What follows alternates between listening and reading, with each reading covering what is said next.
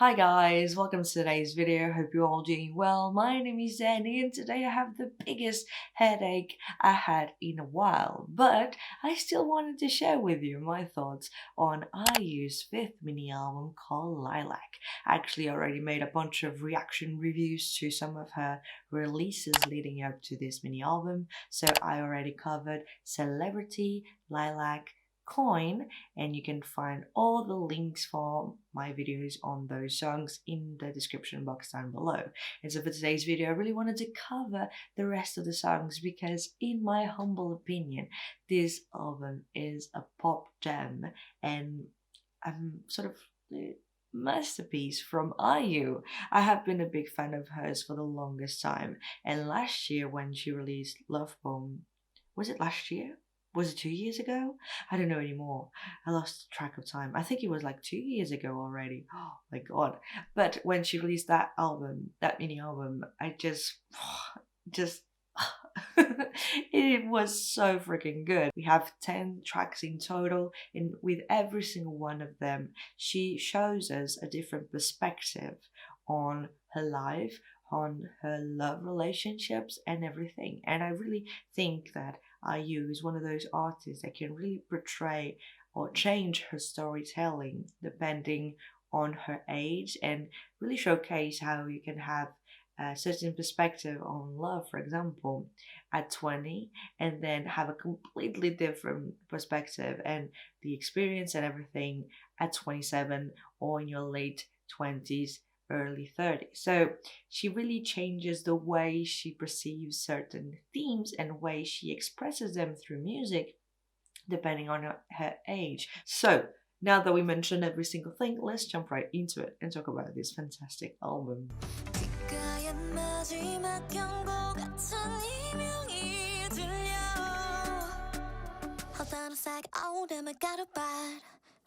So the second track on this album is Flu, and we have here a very creative yet simplistic instrumental with her beautiful sweet vocals on top of it, and it adds this very quirky type of track that I enjoy a whole lot, and is one of those tracks that you can clearly imagine IU portray really well, and honestly she delivered.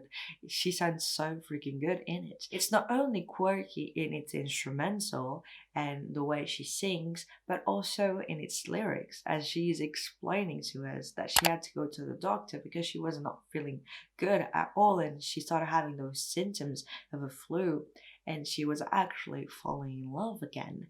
And it adds this very like naive side to it, but at the same time it feels like you got to a certain point in your life that falling in love again doesn't feel like, oh, I have like butterflies in my stomach, in my belly and stuff like that, where it feels like very oh amazing, but instead it feels like you're getting sick. So it has this very negative connotation to it, as you're comparing falling in love to getting sick and talking about virus and everything, which is really appropriate for a current worldwide situation. But I found that it was really interesting how she used that imagery of getting sick, of catching a cold, flu, as the title indicates, to explain a situation in which you actually are falling in love with someone, but you actually don't want to.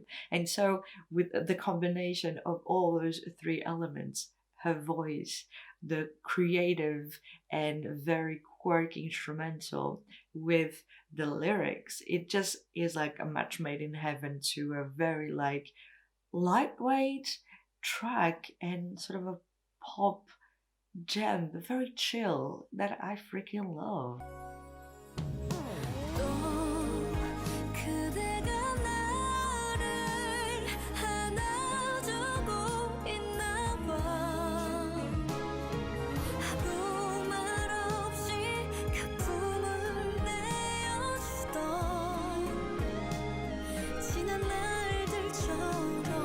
This is a 80s inspired pop synth ballad with beautiful vocals and really like an OST worthy type of track.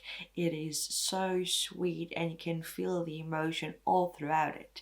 As I looked onto the lyrics, I was already expecting it to be sad, but I didn't think that it was going to be that sad. And it still has this sort of hint of hope and nostalgia a little bit as she's explaining how now that they are no longer together, she's sort of going through this sort of post breakup mood. I don't think you call it like that, but she's going through it and sort of trying to deal with everything. And she's sort of now realizing that they can sort of meet again and say hi to each other again, but first they have to go on their separate paths and say goodbye. And she's comparing this relationship to this person being like spring, and it can sort of be seen as really this relationship, or even to her spring being her 20s, as the entire concept of the album is her saying goodbye to her 20s. So it can be seen in both ways, but still, I really like the end part of the song in which she sort of comes to the conclusion when she says in the bridge, so that we can meet again on a different road every day. I walk diligently. I'll be waiting like this. It feels like you're hugging me again. It's what you used to do in the past without saying a word. In order to get along better, I guess this is a friendly goodbye. I won't not know you. I will acknowledge you first like this. Bye. Ah. It's so good. And it is just a translation, so I cannot really judge the Korean version of the lyrics, but just the entire meaning of it all is so freaking beautiful.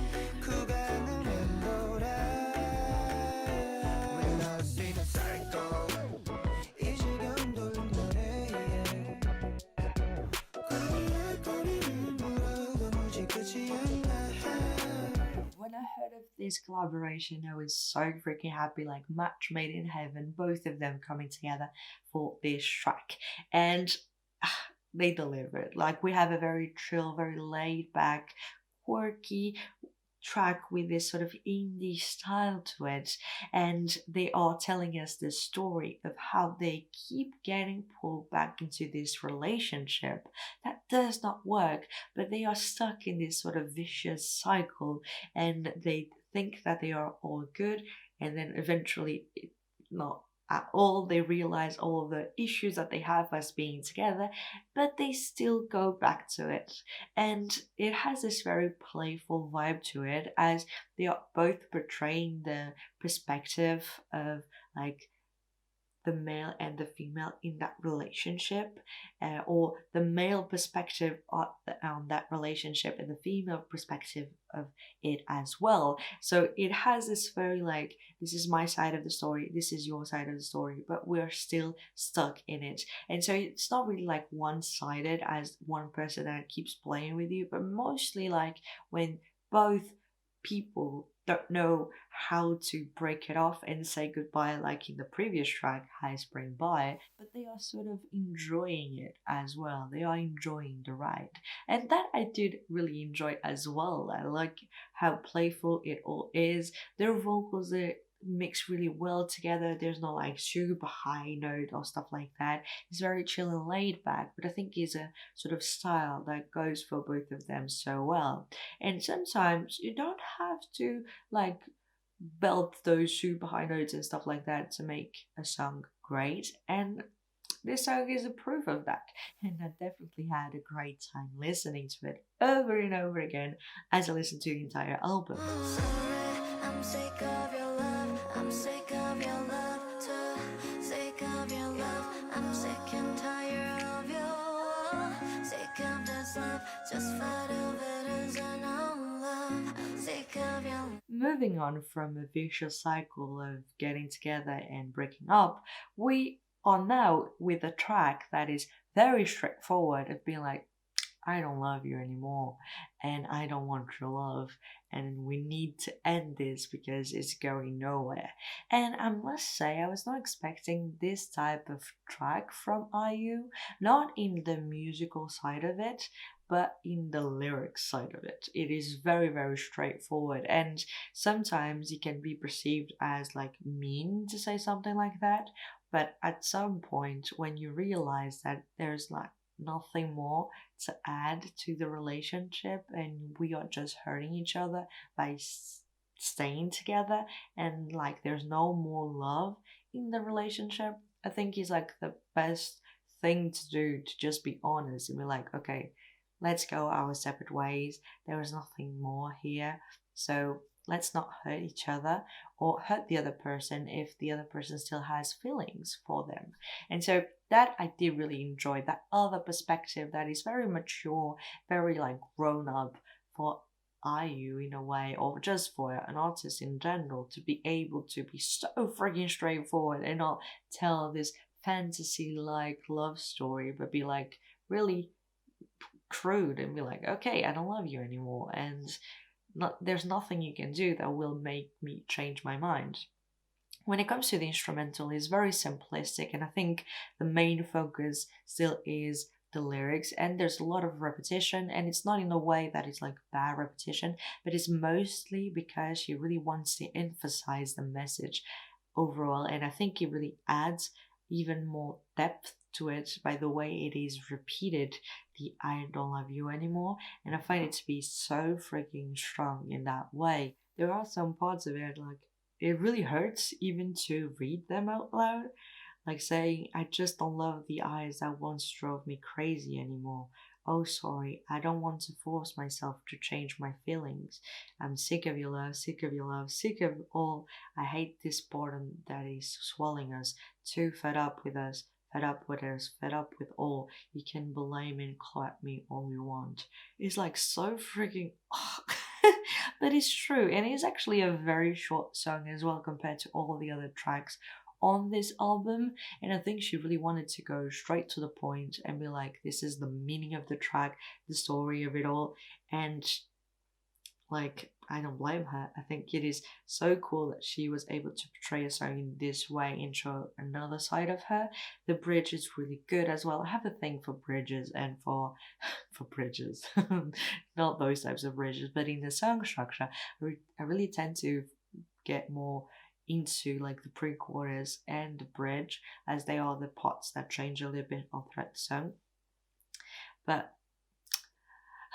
it is a very like track. But talking about tracks that really get you, we have My Sea, and this is my personal favorite of the album.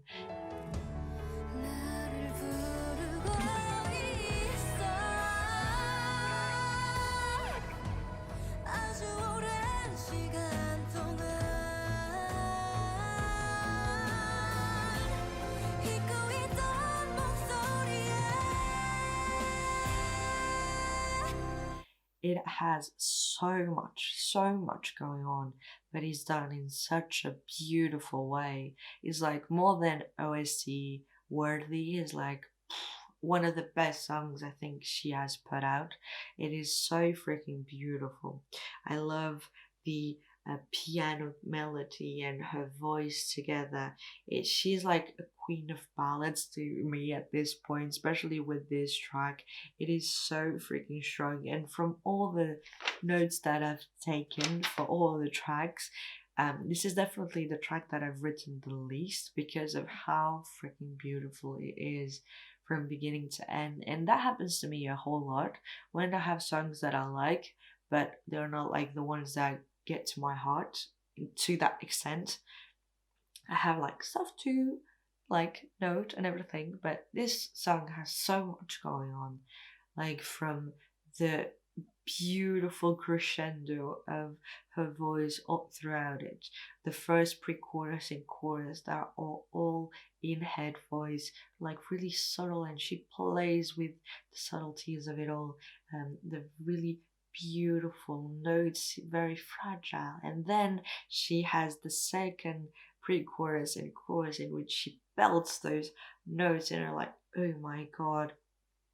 Then even the harmonies, the orchestra style, and it made me think a little bit of Above the Time, which by the way, I did check out all of the views of her previous MVs, and Above the Time doesn't have a whole lot, which I don't understand it because that MV is beautiful. The fact that it is connected with you and I is so freaking amazing. And also, the song is wow. And going back to My Sea, this track has so many sections that you're like, oh, and how she belts that super, super high notes. And at the very ending, you think the song is over, but then she comes back a cappella with only the harmonies, the layer of harmonies really hugging her voice, and she carries the last note. Like, it is truly an amazing track, and all throughout it, I just kept being like in awe with what she is able to do. And it feels like from all the tracks on this album, this is the track that feels the most like her, like old self in her previous albums, as she did say for this album that she wanted to collaborate with a bunch of different composers and writers and producers because she really wanted to step away from her old style. And she sort of did with this track in terms of the instrumental and how it's built, but it still has the IU DNA on it. And oh, it is such a great track. It's so beautiful.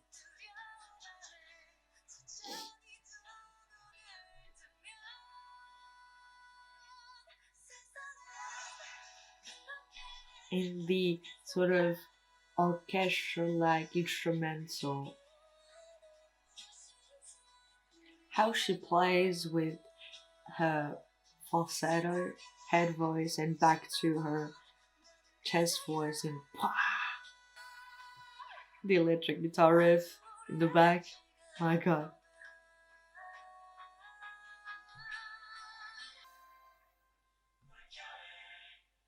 this is amazing.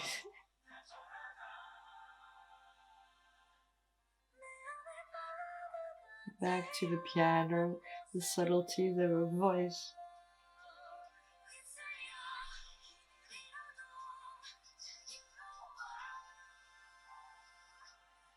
How she plays with the instrumental, how she stops it all.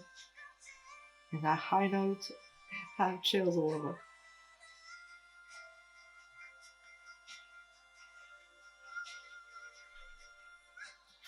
It's so good every single time, and then you think it's over.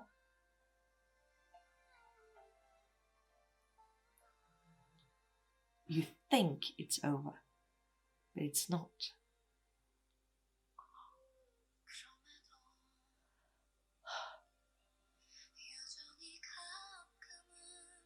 It is truly an amazing track, and I've watched like a bunch of reactions to this song because of how freaking good it is. And and then you look onto the lyrics and you're like, oh my god, I'm crying all the much more, like saying, the face I see in the mirror is strange. I close my eyes silently as a habit. When the night comes, I have to worry and go to tomorrow. I dreamt a different dream every day under so many wishes. Has the child gotten sick of being me for so long? As the days pile up, we get further away. I don't think I can reconcile with myself. I don't think it's gonna get any better. When I was young, there was an endless sea in my heart that I was never able to hide. Now, in the faintest places, only traces remained. And how she deals with the memories of how she felt as a child and how she feels now towards herself. And she actually did an interview in which she spoke about how she had this very, very negative view on herself, and not in the just the like way, ugh, I'm too fat, I'm too this, I'm like seeing all of your flaws, but she really had this sort of hatred inside for herself, and she is only now able to deal with it all and acknowledge it all and sort of dream of tomorrow, in not in a way like being like, I don't like today, but enjoying today and dreaming of tomorrow still, and reconciling it all and having this sort of sea inside of hate almost, and being able to move on. Even if I get swept away and get lost, I'm free. I don't close my eyes to the darkness that locks me up anymore. I won't pretend I don't know myself again. It's just so pretty beautiful. It really makes me want to cry now just talking about it. But let's move on to the next track before I cry over this track.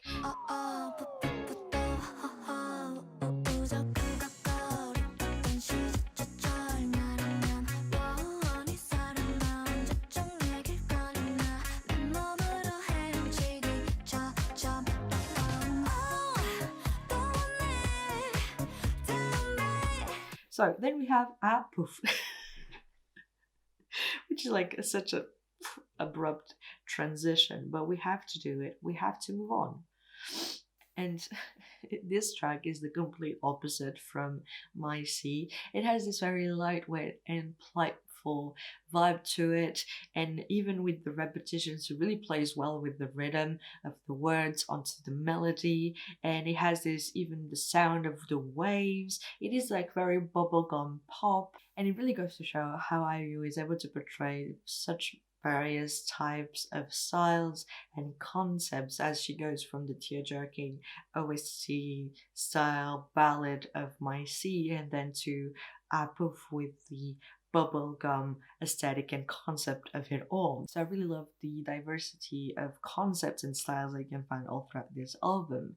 It has this very refreshing instrumental, and the lyrics are very playful as well. I'm such a good surfer, I don't sink. If I stumble and then poof, even if I fall, I've moved on from life jackets. I'm such a good surfer, I don't get swept away. Even if I feel bad like throwing up, I can stand losing even if I throw up. I get on the highest wave, I'll pick up the perfect timing to disappear with a tsunami. What fears are you talking about? It's fun. I really love how she plays the imagery of being a surfer or being on top of water and how it can be challenging and even have some fears of it all, but how she tackles it on. Like, you have to go against this wave, against nature, but you're just like enjoying yourself, having fun, and be like, no, I can do it. No matter how hard it is, no matter how many obstacles I might have in front of me for this journey, I will still do it, and I don't care about the rest. And I'm like, yay, love it.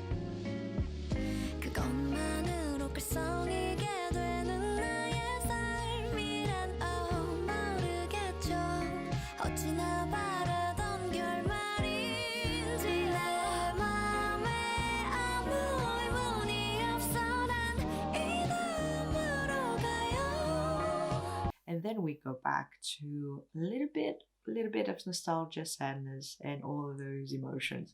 This album really is a roller coaster of emotions. Like, I used on for that, but honestly, she outdid herself with this one. So Epilogue, she released an MV for it. I didn't make a reaction or review to it because I just watched it right away and I couldn't film at that time when it came out. But the MV is really simplistic. I think the entire set is the same one as on the train for Lilac when she has the fight scenes. I think it's the same vibe, but she's actually rocking this hippie style look, and I think it's really well connected to the track that is very chill, very laid back, and she's sort of exploring this side of sort of talking to her fans or talking to her inner circle and saying, was it good to know me? Was it good to love me? All the old songs I would sing for us still comforting. If you answer yes to all those questions, with that alone my life will be okay. It's old enough meaning.